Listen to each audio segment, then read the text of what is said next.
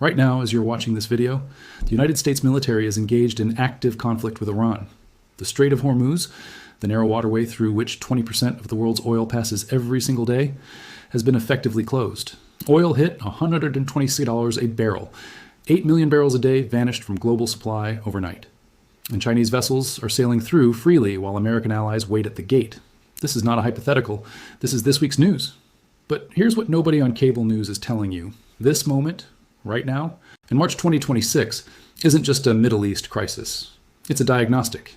It's the clearest possible proof that the United States is deep inside a 7-stage collapse sequence that has ended every major empire of the last 500 years. And the Iran conflict just confirmed stage 1 in real time, live on your newsfeed. Call it the Imperial Decay Loop. 7 stages. Spain ran it, Britain ran it, the Soviet Union ran it. Every single one collapsed. Not because enemies defeated them, but because they made the same structural decisions in the same order and ran out of road. The United States has now completed 5 of those 7 stages. Stage 6 is actively underway, and Stage 7, the one nobody wants to say out loud, has a historical timeline attached to it that should make every American deeply uncomfortable. I'm not here to tell you the sky is falling tomorrow. I'm here to show you the sequence, show you where we are inside it, and let you decide what to do with that information. Because the empires that ran this loop before us, none of them saw it coming from the inside. That's not an accident, that's part of the pattern. But what collapse actually feels like from the inside? Before we go through the stages, we need to demolish the most dangerous misconception most people carry about imperial collapse, because this misconception is exactly what makes the loop so lethal. Most people imagine collapse as a dramatic final scene, enemy tanks in the capital, civilization ending in fire, a clearly identifiable moment when everything changed. That's what the movies taught us. Real collapse looks nothing like that. Real collapse feels like a slowly deflating tire.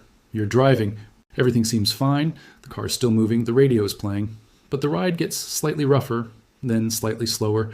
Then one morning you walk out and the tire is flat. And the frustrating part is, you can't identify the exact moment the air started leaking. It was leaking the whole time. You just weren't measuring. Call this the deflation principle.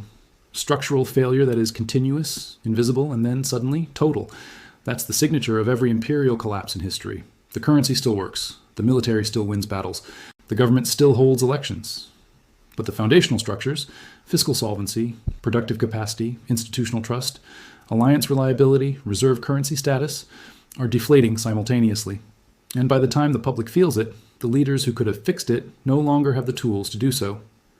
Here's the truly terrifying part. Every empire that ran this sequence knew something was wrong. Spain's advisors wrote warnings. Britain's economists, including Keynes, screamed publicly.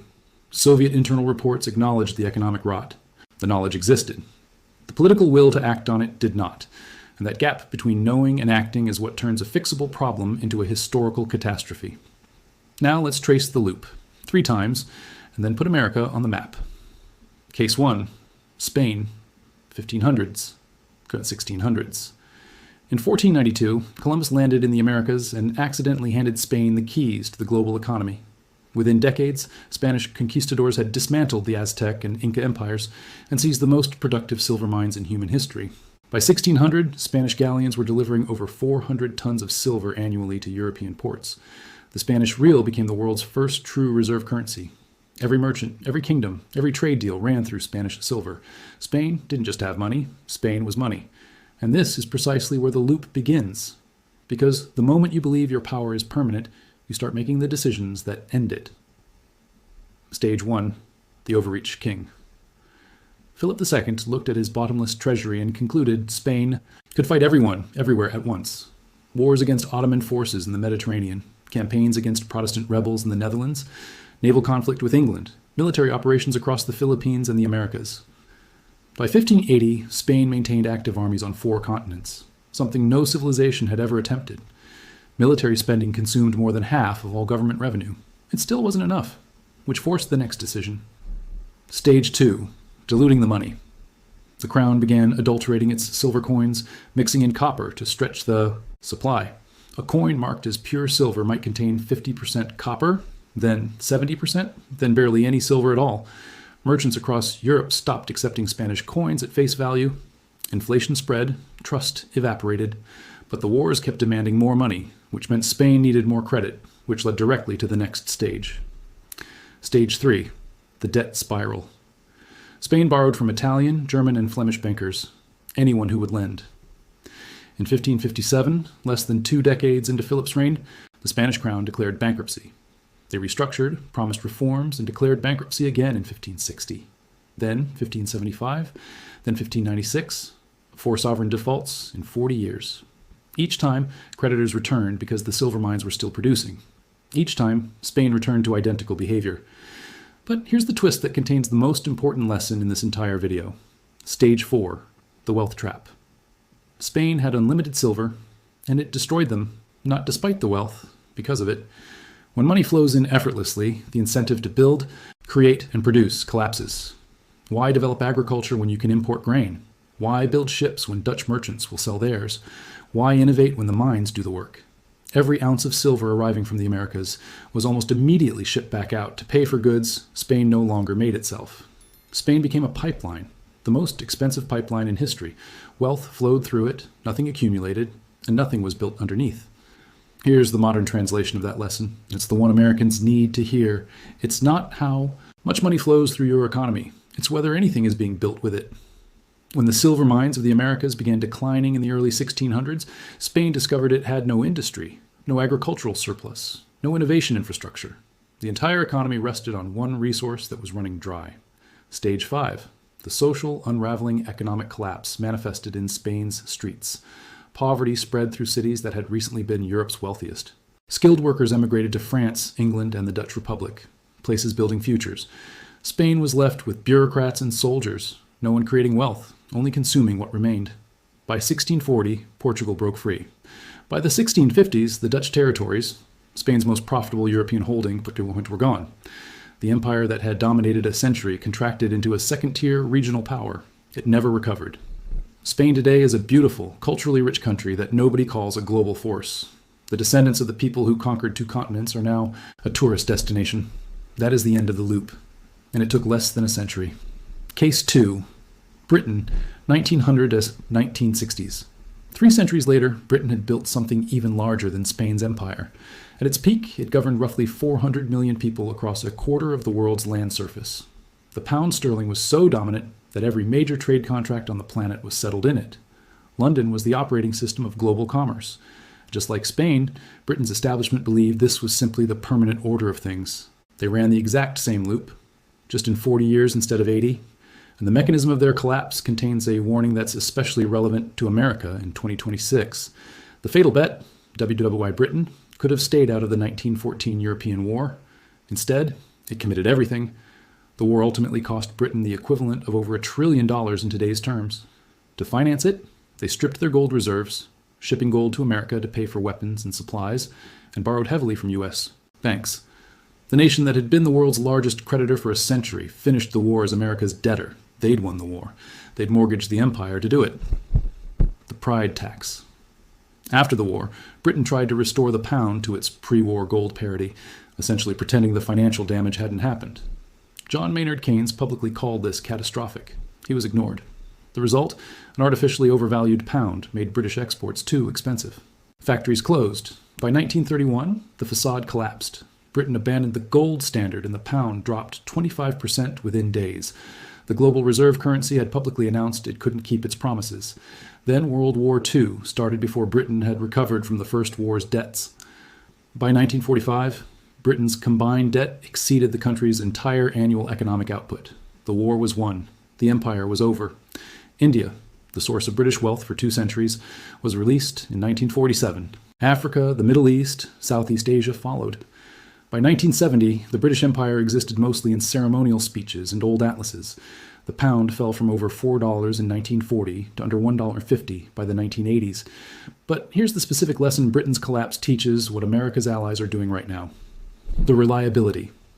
Collapse Britain didn't lose its empire only because it ran out of money. It lost its empire because its partners stopped trusting it to be there when needed. When Britain could no longer guarantee India's defense, when it could no longer guarantee trade routes, when it could no longer guarantee the value of its currency, its allies, colonies, and trading partners began making alternative arrangements, not out of hatred, out of rational self-interest. When a pillar you've been leaning on starts wobbling, you find another wall to lean on. That process? Allies quietly building parallel systems, is Stage 6. And as we'll see in a moment, it's happening to America right now in 2026 with extraordinary speed. Case 3. The Soviet Union collapse in 900 days, 1945-1991. The USSR's story is the most instructive because it's the most recent, and because its timeline from visible crack to total dissolution was just 900 days. After World War II, the Soviet Union emerged as the other global pole: nuclear arsenal, space program, military presence across Eastern Europe, proxy influence on every inhabited continent. Soviet leadership genuinely believed history was on their side. For 45 years, they sustained that competition. Then the bill arrived all at once. The spending gap. The Soviet Union devoted 15 to 20% of its entire GDP to the military, roughly triple America's share. But the Soviet economy was a fraction of America's size. Picture two people in a spending contest where one earns 4 times as much as the other. The smaller earner can keep up for a while by cutting everything else: healthcare, consumer goods, food production, technological development. That's what the Soviet Union did for decades. The military stayed competitive. Everything else quietly rotted. By the 1980s, the USSR was importing grain to feed its population, a superpower unable to feed itself, on some of the world's most fertile farmland, because central planning had eliminated every incentive to produce. The ruble was functionally a fiction. Soviet citizens themselves preferred to hold US dollars when they could get them. Then, in 1985, oil prices collapsed. Hard currency income evaporated, gold reserves depleted. The government was, silently, running out of real money. The 900-day cascade. In November 1989, the Berlin Wall fell. Within 12 months, every Soviet satellite state had broken away. Poland, Hungary, Czechoslovakia, Romania, East Germany, all gone in a year. The strategic buffer zone bled to build after World War II vanished. The Soviet government could not stop it, not because the Red Army was weak, but because the army couldn't be paid. The treasury was empty. On December 26, 1991, the Soviet Union formally ceased to exist. 900 days from visible crack to complete dissolution. No invasion, no nuclear exchange, no final battle. The largest country on Earth, armed with tens of thousands of nuclear warheads, imploded from the inside because the economy stopped functioning and the currency stopped meaning anything. Now here's the question I want you to hold in your mind for the rest of this video. If Stage 6, the point where the reserve currency starts visibly losing its status, is underway in America in early 2026, when does the 900-day clock start? Because based on the Soviet precedent, once Stage 6 is confirmed, Stage 7 doesn't take decades, it takes months.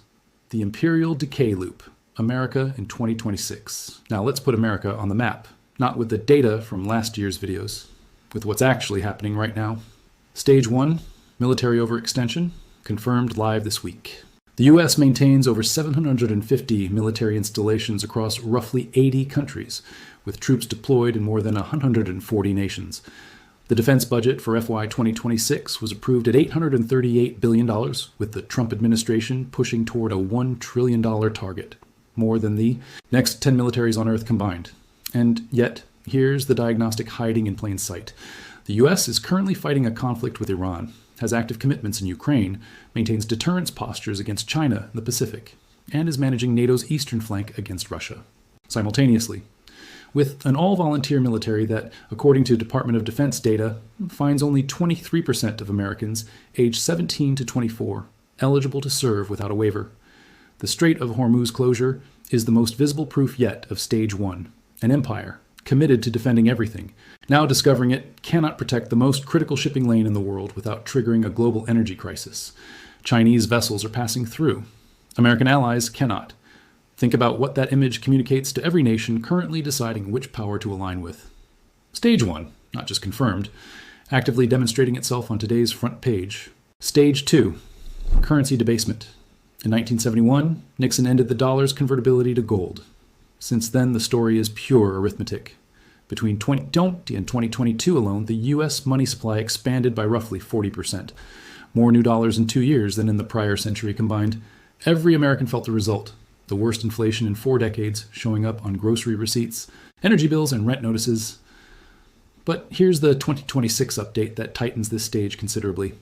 Trump's tariffs, described by economists as the largest tax increase as a share of GDP since 1982, are adding an estimated $500 or more annually to the average American household's costs.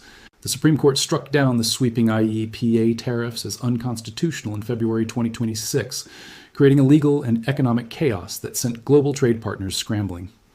The dollar fell over 9% through 2025 alone, its worst annual performance in nearly a decade.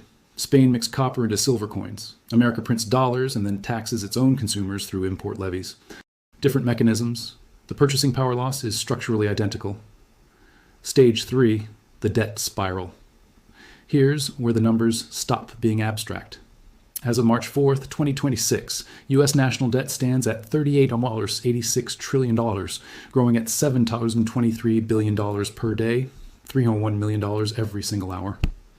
The interest payments on that debt reached $1.22 trillion in FY 2025, nearly double what they were just 3 years earlier. The U.S. government now spends more servicing its debt than it spends on its military. The CBO projects a $1.9 trillion deficit for FY 2026, during a period of relative economic stability, not war or recession. The recently passed legislation adds an estimated $4.1 trillion to deficits over the next decade, while simultaneously threatening Social Security's solvency by 2032. Here's the analogy that captures this precisely. Imagine taking out a new credit card every month to pay the minimum balance on your existing credit cards. That's not budgeting, that's a structural trap with one exit. The U.S. is borrowing during peacetime in a growing economy purely to cover interest on previous borrowing. Spain declared bankruptcy 4 times. Britain borrowed until the empire was gone. The USSR ran out of real money.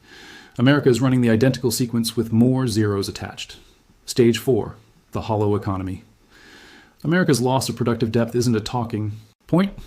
It's measurable data that got dramatically more visible in 2026. The U.S. runs a goods trade deficit exceeding $1 trillion annually.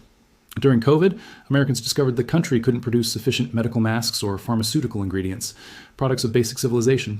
Supply chains for critical military components now run through strategic competitors. The tariff chaos of early 2026 revealed something deeply uncomfortable. Countries that resisted Trump's trade demands, like Brazil, ended up in a stronger position than countries that made deals with him, because the deals kept changing. That's not trade policy. That's the behavior of an unreliable partner, and the world is recalibrating accordingly. Meanwhile, China's electric vehicle production now accounts for roughly 70% of global total. China is the largest trading partner for over 120 countries. The green energy revolution, the economic infrastructure of the next 50 years, is being built primarily by China, not America. Spain became a pipeline for wealth it didn't produce. America is becoming a financier and consumer of things it no longer makes. When the financial flows redirect, and Stage 6 shows that process is already beginning, there is no industrial base underneath to cushion the fall. Stage 5, social fracture. This is the stage that's hardest to quantify, but impossible to ignore once you're looking for it. Brand Finance's Global Soft Power Index 2026 recorded the steepest single-year decline of all 193 nations measured for the United States. The U.S. score dropped from 79.5 to 74.9. China rose to 73.5. The gap between American and Chinese global reputation is now less than 2 points. For the first time in the history of this index, China's reputation score overtook the United States. America dropped 11 places in reputation rankings in a single year, falling to 26th globally, behind countries most Americans couldn't find on a map. Drug overdose deaths have exceeded 100,000 annually for multiple consecutive years.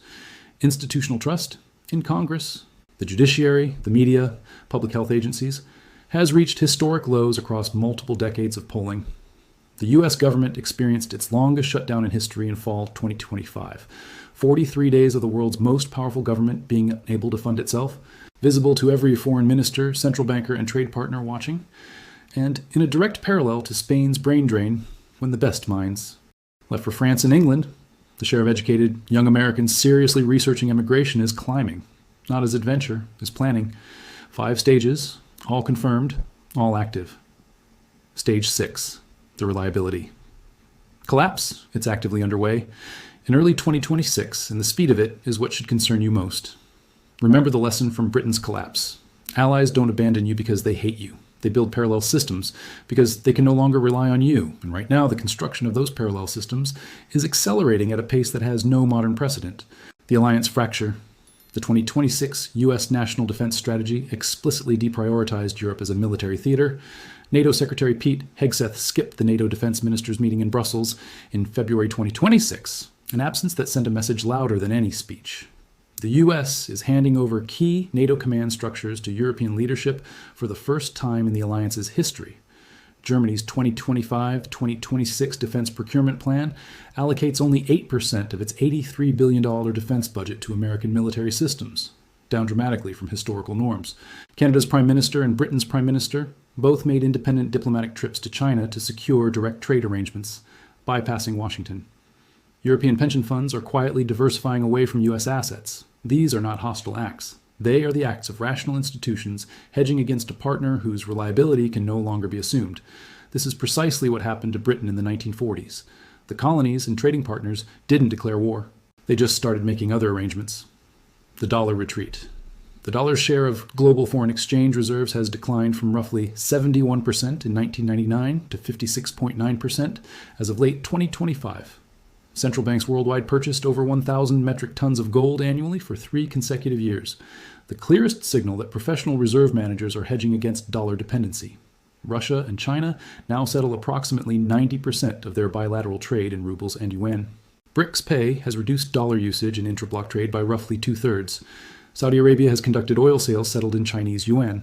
And in January 2026, the dollar fell sharply after Trump publicly indicated comfort with dollar depreciation, triggering an investor reassessment of whether the U.S. administration was committed to dollar strength at all. Meanwhile, China's central bank ideology journal published an explicit outline of plans to position the renminbi as a global reserve currency.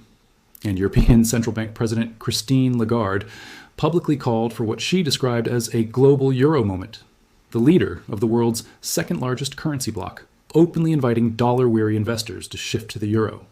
This is not theoretical future risk. The dollar's reserve role is being actively contested by multiple major economies simultaneously in public for the first time in the post-war era.